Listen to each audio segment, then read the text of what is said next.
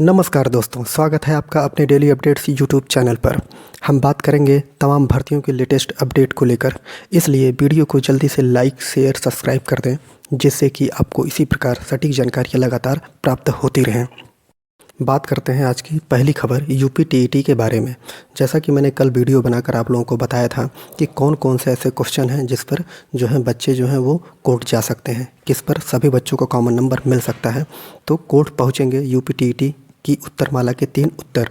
तो जैसा कि पहले ही बताया गया है कि 2017 में 3 क्वेश्चन पे बच्चों को जो था कॉमन अंक दिया गया था, वही क्वेश्चन जो है सेम वही क्वेश्चन इस बार भी उन्होंने 2022 के यूपी टीईटी में डाल दिया है। अब आयोग को ये चाहिए था, पीएनपी को, कि वो जिन क्वेश्चन पे हाई कोर्ट ने बोला था कि इनका आंसर जो होगा वो 2-2 माना जाए, उन आंसर को इन्होंने गलत, वही अपना भी आंसर माना हुआ है, हाई कोर्ट का आंसर नहीं माना है। अगर वो आंसर हाई कोर्ट का मान लेते तो ये 3 क्वेश्चन हाई कोर्ट फिर से दोबारा नहीं जाते। बच्चे इन्हीं 3 क्वेश्चनों को फिर से दोबारा लेकर हाई कोर्ट पहुँच चुके हैं। अब मैं क्वेश्चन कल बताया था, लेकिन एक बार रिपीट कर देता हूँ, आप देख लीजिए। 3 क्वेश्चन वो थे कि जिसमें उन्होंने बोला है कि जो सृजन शास्त्र के पिता से जुड़ा हुआ क्वेश्चन था, जो हाई कोर्ट ने गाल्टन और क्रो एंड क्रो दोनों को मान लिया था। जबकि घास भूमि क्षेत्र के परितंत्र खाद्य श्रृंखला में सबसे उच्च स्तर का उपभोक्ता होता है, इसमें उन्होंने मांसाहारी माना है, और मांसाहारी आयोग ने माना है, ये भी सही है आंसर। लेकिन साथ साथ जब हाई कोर्ट ये मामला पहुंचा तो इसमें जीवाणु को भी मान लिया गया था। जबकि तीसरा क्वेश्चन ये था कि आँख का तारा लगना, जो कि आँख का किरकरी होना का अर्थ का मतलब क्या होता है। तो इस क्वेश्चन को भी आयोग ने, कोर्ट ने 2 माना था, लेकिन आयोग इस क्वेश्चन को भी इस बार भी गलत कर रहा है। और दूसरा, मैंने 2-3 क्वेश्चन और बताए थे आप लोगों को, जैसे कांग्रेस वाला जो 1516 में जो हुआ था, मुस्लिम लीग और कांग्रेस का मिलन जो हुआ था, उसके बारे में। तो कई क्वेश्चन ऐसे हैं जो कि फिर से विवादों में नज़र आ रहे हैं और ये हाई कोर्ट पहुँच चुके हैं। समझ लीजिए कि अब इस पर हाई कोर्ट या तो जो पीएनपी है उसको फटकार लगाएगा कि आपसे ऐसे गलतियाँ कैसे हो सकती हैं। नहीं तो पीएनपी को यही चाहिए कि हाई कोर्ट बच्चे ना जाकर यहीं पे ही जो हाई कोर्ट ने जो ऑर्डर दिया था, जिस आंसर को मानने के लिए बोला था दोनों को, उन्हीं बच्चों को फिर से ये आंसर दे दिया जाए और फिर कॉमन नंबर मिला के सभी बच्चों को पास किया जाए, बच्चे परेशान ना हो। अगर ये पेपर जो है हाई कोर्ट पहुँच गया तो बस एक ही काम होगा कि इसमें लेट होगा, बच्चे परेशान होंगे। तो इसलिए आयोग को सोचना चाहिए कि बच्चे परेशान ना हो, वो अपने स्तर पर ही इसका निस्तारण कर दे जल्दी से जल्दी। आगे जो भी होगा या कोर्ट के माध्यम से या पीएनपी के माध्यम से आपको खबर दे दी जाएगी। अगली खबर एसएससी के बारे में। आधे से अधिक ने छोड़ी सीजीएलई 2020 टीयर 2 की परीक्षा। कर्मचारी चयन आयोग एसएससी सीजीएलई यानी कंबाइंड ग्रेजुएट लेवल परीक्षा 2020 टीयर 2 शुक्रवार से शुरू हुई। पहले दिन अभ्यर्थियों में उत्साह कम नजर आया। कंप्यूटर आधारित परीक्षा 2 पालियों में कराई गई थी। प्रथम पाली में पेपर 3 में 40.82 और द्वितीय पाली में हुई पेपर 4 की परीक्षा में 43.45% अभ्यर्थी ही शामिल हुए थे। सब मिला के इसमें बहुत ही कम अभ्यर्थी जितने शामिल होने चाहिए थे उतने नहीं हुए हैं। पेपर 1 और पेपर 2 की परीक्षा हर विद्यार्थी को देना अनिवार्य था। जो विद्यार्थी पेपर 1 और पेपर 2 नहीं दिए, अब वो अगली परीक्षा में नहीं बैठ पाएंगे।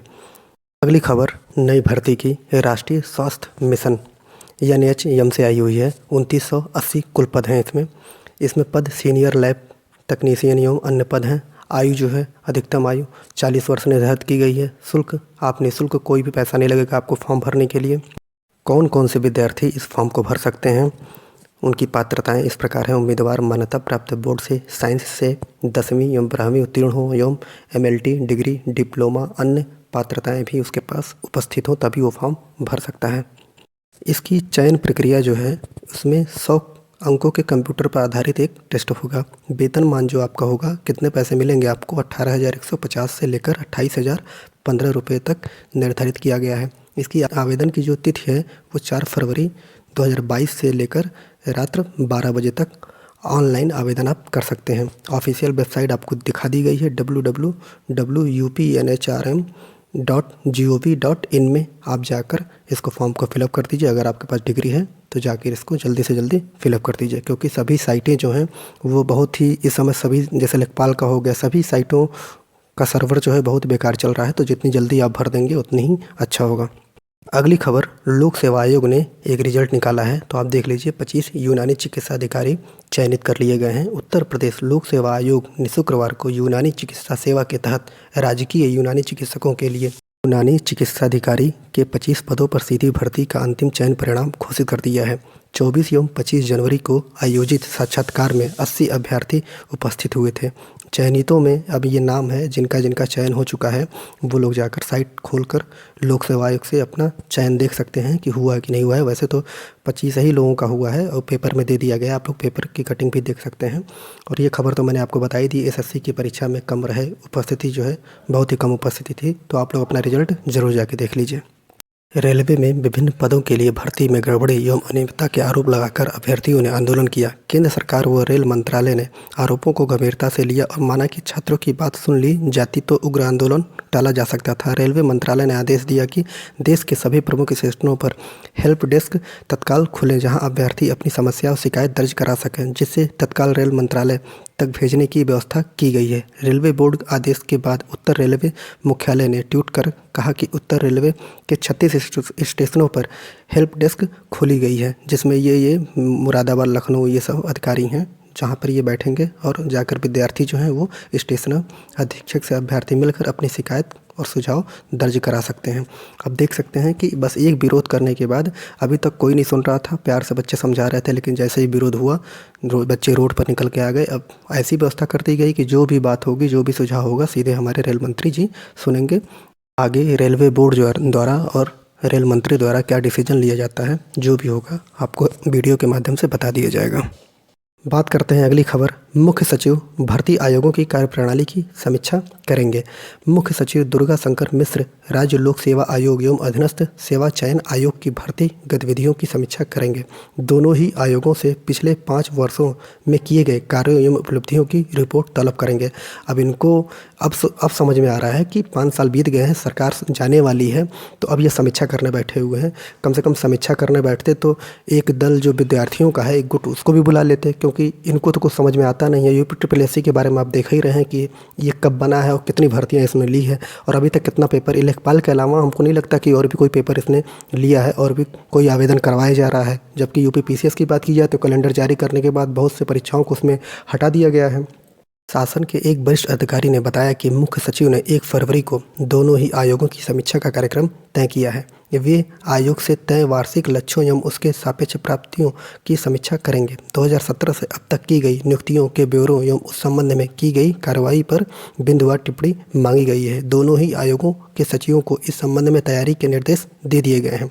यूपी एसएससी, ये तो बता ही दिया गया आपको खबर, लेकिन आप ये सोचिए कि अभी तक 5 साल बीतने के बाद उनको होश आ रहा है। अब देखते हैं कि आगे होता क्या है, कौन कौन सी भर्ती है, कौन कौन से झूठ बोलते हैं कि ये भर्ती कर दी है, उसका कर दिया। मतलब कोई भी भर्ती हुई नहीं है, कोई भी विज्ञापन निकला नहीं है, बस इनको समीक्षा करने के लिए बहुत तेज़ी पड़ी है। और कम से कम विद्यार्थियों को बताते, विद्यार्थी ये भी अपना पक्ष रखते कि उनको दिक्कत कहाँ हो रही है, कौन सा अध्याचन मंगवाया जाना था, कौन सा नहीं मंगवाया गया है, कौन सा विज्ञापन आना था जो अभी तक नहीं आया है, और किसका विज्ञापन आ चुका है और अभी तक उसका विज्ञापन नहीं दिया गया। जैसे टीजीटी हो गया, एपीएस हो गया, इन सब का विज्ञापन रखा हुआ है, लेकिन इन लोगों ने दिया नहीं है।